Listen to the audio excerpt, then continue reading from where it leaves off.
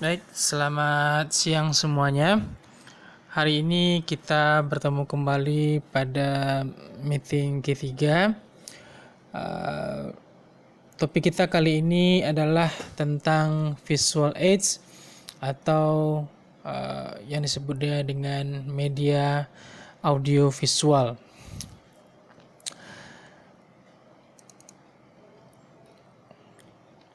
Kalau kita bicara tentang visual aids atau media visual, jadi secara definisi atau pengertian, visual aid atau media audiovisual ini adalah suatu alat peraga yang digunakan untuk menyampaikan informasi yang dapat dilihat oleh panca indera, seperti mata ya. Jadi ini adalah sebuah alat peraga, alat bantu yang bisa dilihat oleh audiens kita melalui panca indera mereka seperti mata ya. Terkait dengan fungsi dari alat bantu visual ini, yang pertama itu jelas saja bahwasanya alat bantu visual ini menyampaikan sebuah informasi. Jadi ketika kita menyampaikan informasi, kita bisa menggunakan bantuan media visual ya. Selanjutnya dengan media visual ini juga bisa menjadi alat interaksi bagi seorang pemakalah atau presenter dengan audiens. Jadi ketika audiensnya kurang paham dengan apa yang disampaikan oleh si pemateri atau pemakalah, maka audiens bisa melihat tayangan-tayangan slide ataupun informasi yang ditampilkan oleh si pemateri. Jadi penonton atau audiens tidak hanya mendengarkan informasi yang disampaikan oleh si pemakalah, tetapi juga mereka dapat melihat dengan jelas ataupun konkret apa yang sedang disampaikan oleh pemateri melalui bahan presentasi dalam bentuk PowerPoint seperti itu. Selanjutnya, visual aid ini juga dapat menarik perhatian. Jadi dengan adanya alat bantu visual, orang tidak bosan melihat kita ya. Jadi kadang-kadang dengan mereka melihat alat bantu visual kita seperti PowerPoint, mereka merasa informasi itu lebih nyaman tersampaikan, bentuknya lebih unik, informasinya sederhana untuk dilihat, dan juga poin-poinnya lebih dapat bagi audiens. Kadang-kadang seorang pemateri itu bisa saja ngomongnya terlalu cepat ataupun mereka cemas, tetapi audiens dapat melihat informasi itu melalui PowerPoint ya. Jadi dengan adanya PowerPoint ataupun audio media visual ini, maka audiens itu dapat tertarik perhatiannya kepada apa yang ditampilkan. Selanjutnya, visual aid ini juga dapat memperjelas ide. Jadi kadang-kadang ketika kita salah dalam menyampaikan, mungkin nggak keliru menyampaikan atau kurang pas atau tepat, jadi intinya itu sudah dapat ditangkap oleh seorang ataupun beberapa audiens.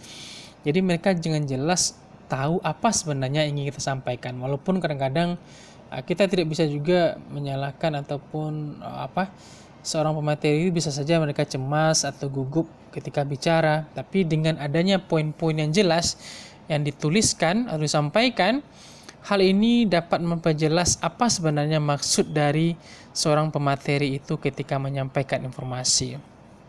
Selanjutnya, fungsi dari visual aid ini juga dapat menghiasi fakta. Jadi artinya fakta-fakta yang tersaji itu dapat terungkap lebih jelas, lebih nyata ya, buktinya ada. Kadang-kadang apa yang kita sampaikan tidak cukup, tetapi dengan adanya tampilan-tampilan seperti PowerPoint itu dapat kita tambah misalnya dengan sebuah grafik, dengan sebuah video ataupun gambar. Jadi hal ini bisa kita ungkapkan ya. Kalau kita hanya sampaikan saja secara bicara mungkin itu kurang menarik, tapi dengan adanya beberapa fitur-fitur tambahan seperti foto, video, gambar dan sebagainya, hal ini akan lebih membuat orang yakin terhadap apa yang kita sampaikan.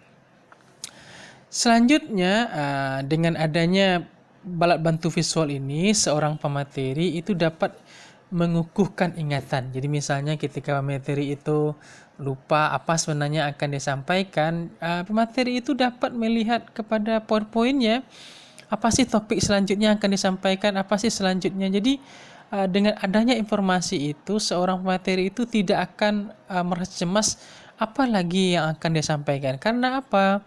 Karena semuanya sudah tertata ataupun sudah disampaikan ataupun ditulis dalam PowerPoint tadi. Jadi mereka hanya cukup untuk mengelaborasi atau mengembangkan poin yang ada pada bahan PowerPoint tadi. Jadi fungsi dari alat bantu ini lumayan banyak. Jadi alangkah lebih baiknya ketika kita menyampaikan suatu informasi itu atau presentasi, kita menggunakan alat bantu visual ya. Kadang-kadang ya memang ada juga pada beberapa kasus, misalnya ketika lampu mati atau sebagainya, kadang-kadang kita tidak bisa melakukan presentasi tanpa media visual ya. Tetapi seringkali suatu tempat ketika kita melakukan presentasi, mereka akan meminta bahan kepada kita, apa sih yang akan mereka tampilkan. Jadi para audiens ataupun panitianya itu meminta kita untuk mengirimkan bahan, apa sih topik yang akan kita sampaikan. Kenapa? Karena mereka juga perlu persiapan dan mereka juga ingin membuat penampilan kita ataupun acara penyajian kita itu dapat berjalan dengan lancar ya.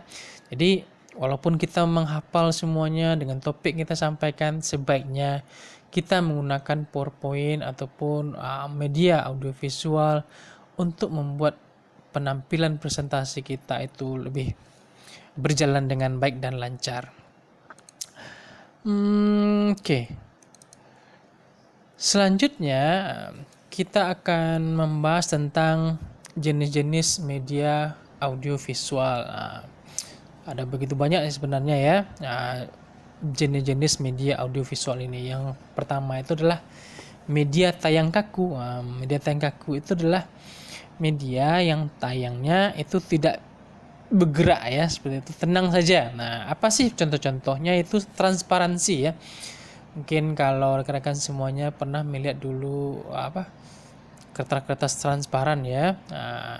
Ini sistem lama, mungkin anak-anak baru ataupun mahasiswa baru sekarang sudah tidak menggunakan lagi. Hampir transparan ini tidak dipakai lagi dalam proses penggunaan PowerPoint. Tapi dulunya itu banyak orang menggunakan transparan ini untuk menyampaikan penyajian ya. Caranya adalah dengan membuat atau menulis ataupun menggambar pada kertas transparan, habis itu kita sampaikan ataupun kita tempelkan pada proyektor.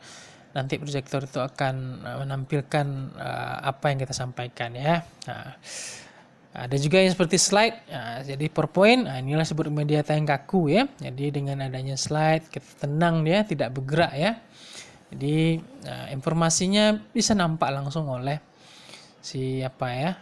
penyaji, audiens kita. Dan juga ada mikrofilm. Jadi film itu tenang, tidak ada hal-hal yang bergerak, tenang saja mikronya ya. Jadi informasinya itu memang tayang kaku ya, tidak bergerak seperti itu. Sedangkan ada lagi yang kedua, itu media tayang gerak. Jadi media tayang gerak itu apa? Contohnya adalah video atau film. Jadi media yang kita gunakan itu dia bergerak informasinya. Di dalamnya itu ada beberapa kegiatan atau aktivitas, contohnya seperti video ya. Jadi ketika kita menggunakan presentasi, jadi boleh saja kita menggunakan video seperti ini, tapi ingat jangan sampai videonya ini terlalu panjang ataupun filmnya terlalu panjang, karena nanti orang akan bosan dengan apa yang kita sampaikan. Ingat, yang kita berikan itu tidak lebih daripada poin-poin saja ataupun video-video penting yang memang sungguh sangat relevan dengan apa yang kita sampaikan dengan presentasi kita. Selanjutnya ini paling umum kita pakai ya, yaitu bahan grafiknya atau grafiknya. Jadi contohnya seperti grafik, ada poster, ada kartun. Jadi kita menggunakan diagram-diagram gitu ya. Seperti diagram pie, diagram batang gitu ya. Jadi grafik-grafik ini bisa kita pakai dengan tampilan yang warna-warni ya. Jadi ini sungguh sangat menarik untuk digunakan. Bisa juga seperti yang selanjutnya, jenis media audiovisual yang kita gunakan ya seperti gambar kaku, yaitu seperti foto ya. Jadi gambar saja yang kita pakai, ataupun kartu pos ya, postcard, itu bisa juga.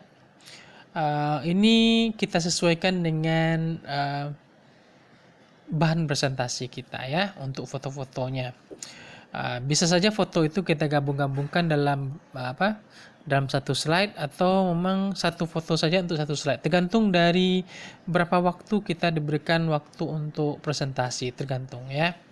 Selanjutnya ada pameran 3D, 3 dimensi seperti boneka. Jadi bisa juga ketika kita presentasi, salah satu media audiovisualnya adalah boneka, ataupun model, bisa saja orang seperti itu ya, ataupun puppet, itu boneka tangan. Jadi dengan boleh saja kita menggunakan bahan-bahan seperti ini atau material seperti ini, boneka, kalau memang itu ada hubungannya dengan topik yang kita sampaikan. Selanjutnya ada media audio. Jadi media audio ini bisa juga ditambah dengan media audio visual, yaitu seperti komputer dan CD ya. Jadi memang ada audio itu memang ada suaranya ya. Jadi kalau dia visual berarti ada gambar. Jadi media audio visual arti adalah campuran antara suara dengan gambar yang bergerak dalam menyampaikan suatu informasi.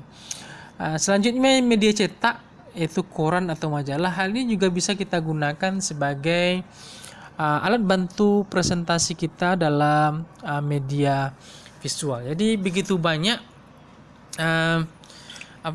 bahan-bahan ataupun jenis-jenis media visual yang bisa kita gunakan dalam proses kita presentasi. Tidak semuanya juga sebenarnya media ini harus kita pakai ya, tidak.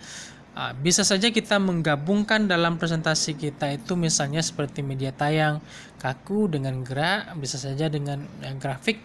Jadi kita sesuaikan mana yang cocok kepada presentasi kita. Jadi tidak harus semuanya itu harus masuk ke dalam suatu slide informasi atau informasi dari tampilan kita. Yang penting intinya adalah sesuaikanlah media visual dengan topik presentasi dan audiens kita ya. Itu yang paling utama. Selanjutnya ini saya akan bercerita sedikit tentang tips-tips penggunaan dari media visual ya. Kenapa kita harus belajar menggunakan media visual ini? Karena seperti saya bilang tadi, seringkali para presenter itu tidak bisa dia bicara sendiri saja.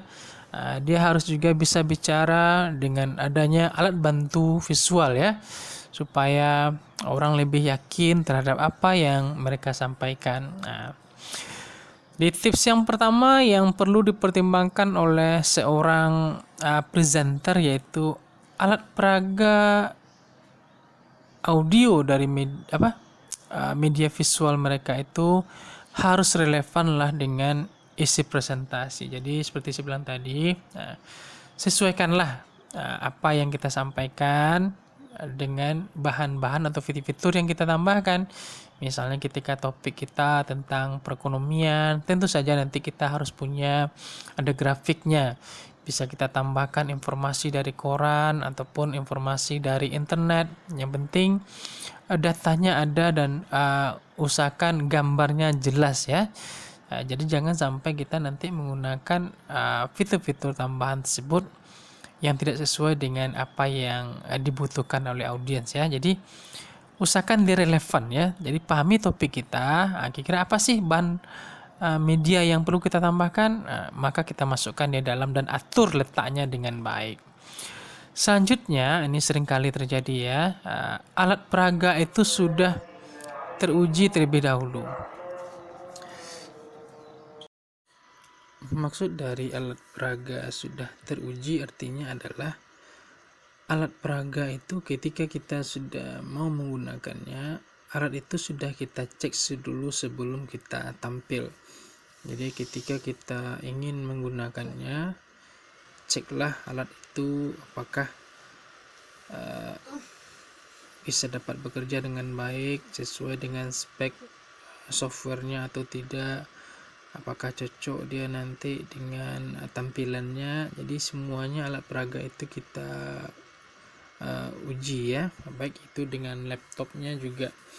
Kadang-kadang seringkali ketika kita ingin menggunakan dari media visual ini, kadang-kadang kita seringkali menemukan ketidakcocokan antara software dengan komputer dan juga dengan proyektornya ya. Ada banyak hal yang perlu kita cek terhadap dari alat peraga ini. Jangan sampai nanti ketika kita ingin menampilkannya, alat peraga kita ini tidak bisa kita pakai karena tidak cocok dengan speknya. Satu saran bisa kita pakai di sini, usahakan ketika kita ingin tampil presentasi itu, cobalah kita membawa laptop kita sendiri atau notebook kita sendiri, supaya nanti ketika kita tampil tidak susah pula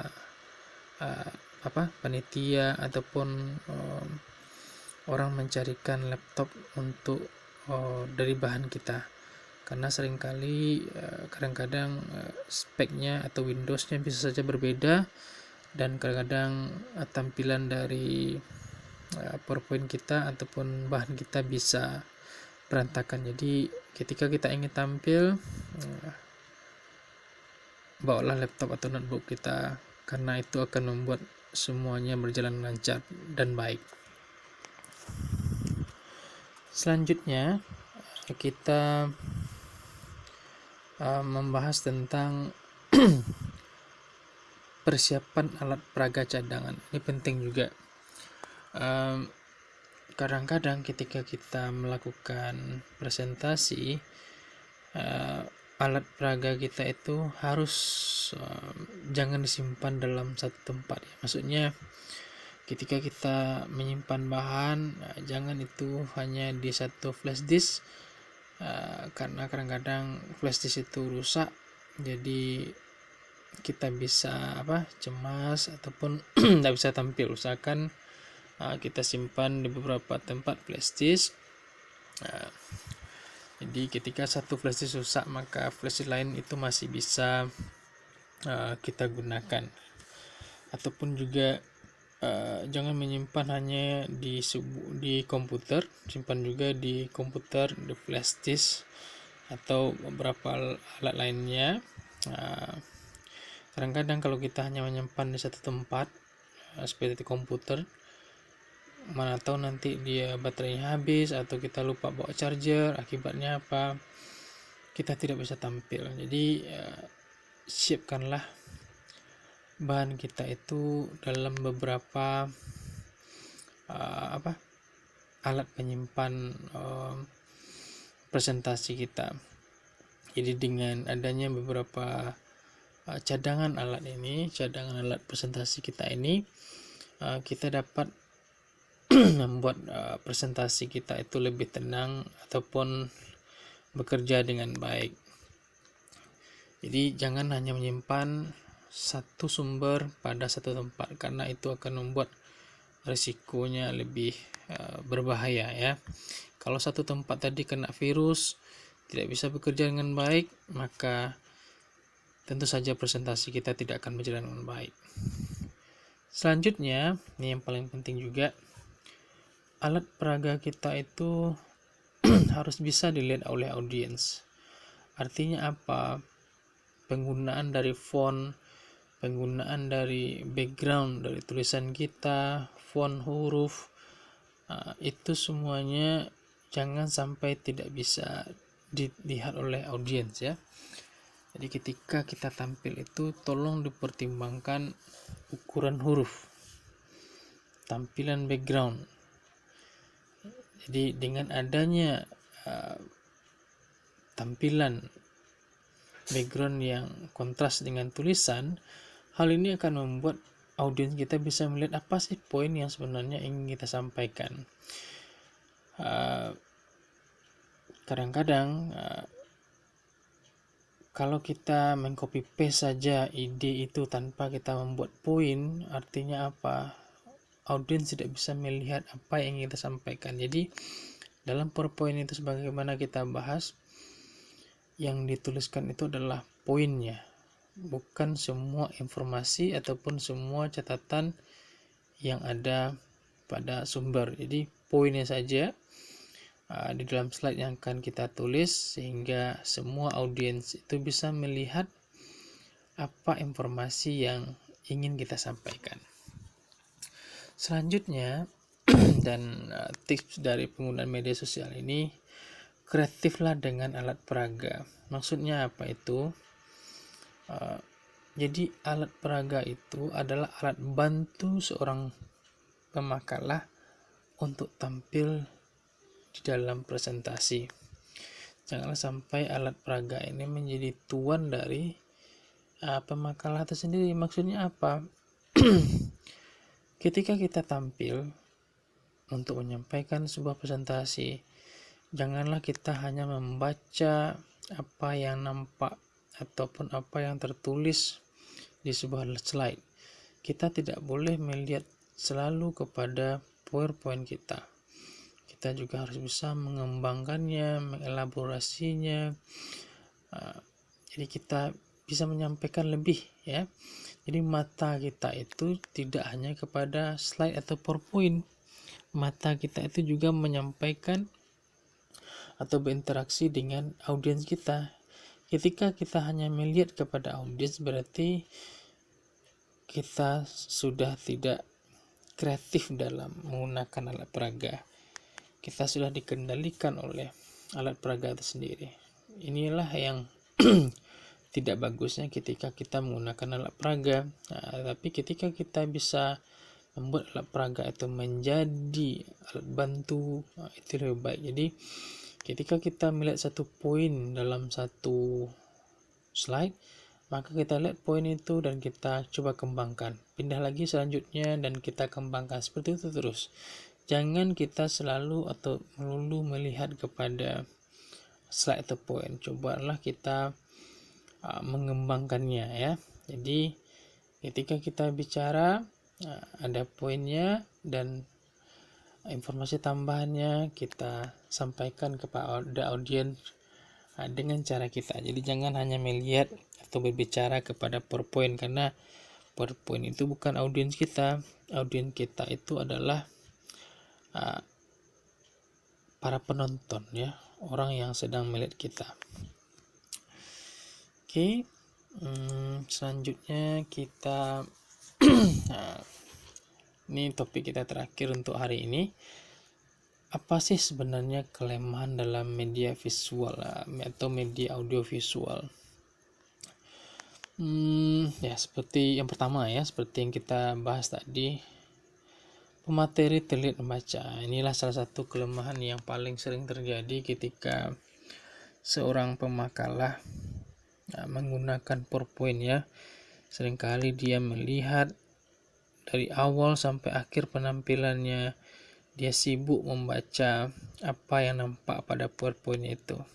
Inilah yang membuat sebuah presentasi itu bernilai lemah ataupun buruk ya, karena seolah-olah dia hanya berinteraksi dengan PowerPoint saja.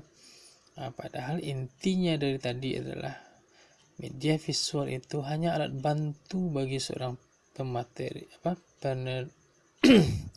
pemateri untuk menyampaikan informasinya. Jadi intinya adalah ketika kita melihat satu poin, kita jelaskanlah kepada audiens kita itu. Caranya ketika kita membuat PowerPoint, janganlah kita mengcopy paste sumbernya, tulislah poinnya. Dengan poin itu kita coba untuk menyampaikannya. Jadi kita pahami apa yang kita tulis satu persatu dan kita kembangkan sesuai dengan apa yang kita mampu. Itu yang pertama. Jadi pemateri itu seringkali terlihat membaca.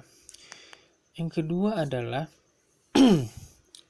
pemateri itu cemas kalau media rusak. Jadi hal ini seringkali terjadi ya. Kadang-kadang apakah flash disknya bisa connect ke komputer, connect ke laptop, apakah kadang-kadang Microsoftnya beda gitu ya. Orang kadang-kadang menggunakan Windows 7, Windows 10, sebagainya seperti itu. Jadi cemas itu kadang-kadang mempengaruhi penampilan kita. Itu sebabnya salah satu strategi ataupun cara membuat pemateri ini tidak merasa cemas ketika penampilan adalah cobalah pemateri itu sendiri membawa laptop atau notebooknya ketika dia ingin tampil presentasi. Jangan hanya membawa flash disk ataupun sumber media visual untuk presentasi, karena seringkali software dengan komputer orang itu kadang-kadang tidak sama gitu ya.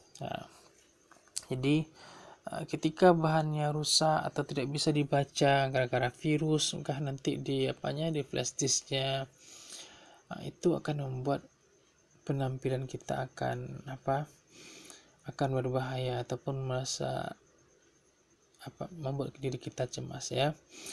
Seringkali kadang-kadang ketika flash disknya kena virus, akibatnya semua bahan yang ada di dalam flash disk itu tidak bisa dibaca. Akibatnya kita tidak bisa lagi menggunakan bahan yang ada pada flash disk itu. Jadi usahakanlah ketika kita tampil itu bawalah laptop atau notebook kita sendiri dan siapkan bahannya itu dalam beberapa flash disk. Tahu nanti satu flash disk rusak, maka kita masih punya berapa flash disk lain untuk menyimpan data kita. Yang ketiga adalah seperti sebelum tadi juga sama, media tidak support dengan software ini sama tadi ya.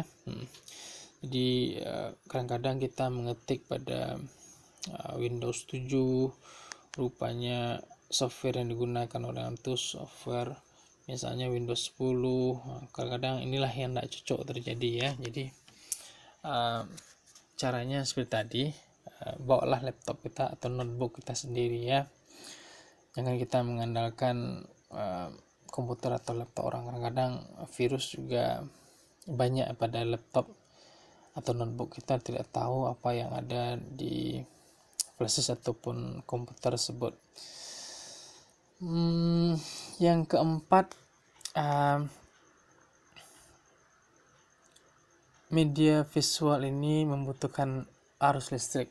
Ini yang sering kali terjadi juga ya. Ketika kita ingin melakukan presentasi, tiba-tiba listrik mati gitu ya. Pertanyaannya adalah, apakah ketika listrik mati kita harus berhenti untuk presentasi? Tidak. Sebagai seorang pemateri yang profesional, yang andal, kita diwajibkan untuk terus tampil. Nah gitu ya. Tidak ada alasan ketika listrik mati penampilan berhenti, tidak ada seperti itu. Apalagi dalam ujian nanti ya. Ujian ketika kompre atau seminar proposal, lampu mati, itu tidak ada pula presentasi itu berhenti. Presentasi itu tetap dilanjutkan. Gimana caranya itu? Caranya adalah seperti ini. Jadi ketika misal nanti rekan-rekan presentasi di seminar proposal atau kompre gitu ya, usahakanlah sebelum kita di rumah tampil itu di rumah, kita menulis catatan-catatan kecil ataupun hampir samalah dengan PowerPoint yang ada atau yang kita tulis di slide kita itu ya. Jadi ketika kita punya catatan-catatan kecil seperti itu, kita masih bisa untuk tampil, atau kita masih bisa menyampaikan apa yang jadi bahan atau topik dari materi kita. Jadi dengan adanya catatan kecil ataupun sumber informasi lainnya ini, maka kita bisa tetap untuk melakukan presentasi. Jadi ketika arus listrik itu mati, kita sebagai seorang profesional menjadi pemateri ataupun presentasi, kita tetap melakukannya. Terus sebabnya sebagai seorang pemateri itu kita harus menguasai dengan baik materi kita. Jadi apapun yang terjadi nanti di lapangan, apakah listriknya hidup atau mati, itu bukan masalah besar bagi kita. Jadi kita masih mampu untuk menyampaikan dengan baik apa poin kita sebenarnya. Jangan nanti kita hanya mengandalkan berbicara itu berdasarkan PowerPoint atau slide. Ketika lampu mati, semua jadi buyar. Bukan seperti itu ya. Karena ingat sekali lagi sampaikan, media visual itu hanyalah alat bantu bagi seorang presenter atau pemateri untuk menyampaikan informasinya.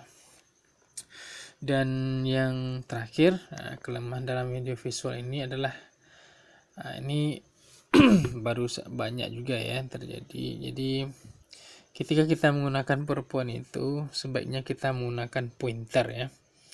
Pointer ini ada banyak juga orang menjualnya. Jadi ketika teman-teman nanti misalnya melakukan presentasi, kalau kita dekat dengan laptop kita tidak ada masalah nanti itu ya.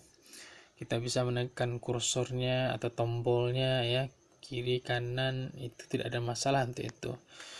Tetapi ketika nanti kita misalnya presentasi jauh dari laptop kita gitu ya,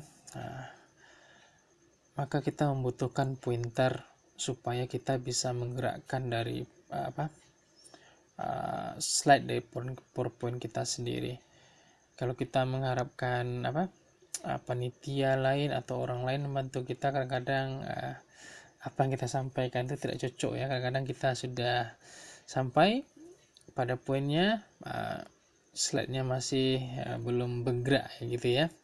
Kadang-kadang slide-nya sudah bergerak duluan, kita masih belum sampai seperti itu. Jadi tidak ada sinkronisasi antara PowerPoint dengan makalah ataupun materinya. Jadi yang terbaik kalau misalnya ketika tampil seminar proposal nanti ataupun kompre, seringkali kita duduk dekat dengan laptop kita atau notebook kita, tidak ada masalah nanti itu kita bisa menekan dari kursornya, tidak ada masalah. Tapi ketika nanti kita misalnya tampil di luar untuk presentasi, usahakanlah membawa pointer, karena pointer itu dapat membantu kita untuk menggerakkan dari PowerPoint kita dari jarak jauh, sehingga kita tidak perlu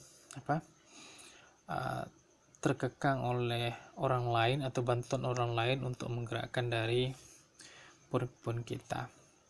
Dan hal ini akan lebih membuat komunikasi kita berjalan dengan baik dan presentasi kita berjalan dengan lancar, karena kitalah yang mengatur dari poin-poin kita sendiri, bukan pada orang lain. Oke, itulah kira-kira beberapa kelemahan yang nampak dalam media visual kita. Tapi terutama sebagaimana yang saya sampaikan tadi, media visual ini ada begitu banyak. Jadi silakanlah kita menggunakan mana yang cocok, mana yang relevan dengan apa yang ingin kita sampaikan dalam sebuah presentasi. Kita boleh menggabungkan beberapa media, maka gambar, suara, atau audio saja, atau audio visual, silahkan. Yang penting kita harus pandai menggunakannya dengan baik, harus bersifat kreatif dia, Jangan sampai monoton dan jangan sampai nanti hal-hal yang kita tampilkan itu tidak jelas, kabur atau sebagainya. Hal ini akan membuat sebuah presentasi itu menjadi tidak menarik ya. Nah, dan yang terakhir itu usahakanlah kita menguasai materi itu dengan baik. Jadi hal-hal yang terkait dengan kelemahan sebuah media visual, apakah nanti lampunya mati, PowerPoint-nya tidak jalan, atau misalnya speknya tidak cocok sebagainya, kita masih bisa untuk tampil presentasi dengan baik. Nah, jadi perasaan cemas kita itu sudah berkurang dengan adanya persiapan dengan baik ketika kita menghafal ataupun mempersiapkan bahan kita dengan baik. Jadi sekali lagi sampaikan, audio visual atau media audio visual itu hanyalah alat bantu. Yang utamanya adalah diri kita, ilmu kita, ataupun kemampuan dari seorang presenter itu sendiri mengolah informasi yang ada di kepalanya. Oke, demikianlah topik kita hari ini. Terima kasih.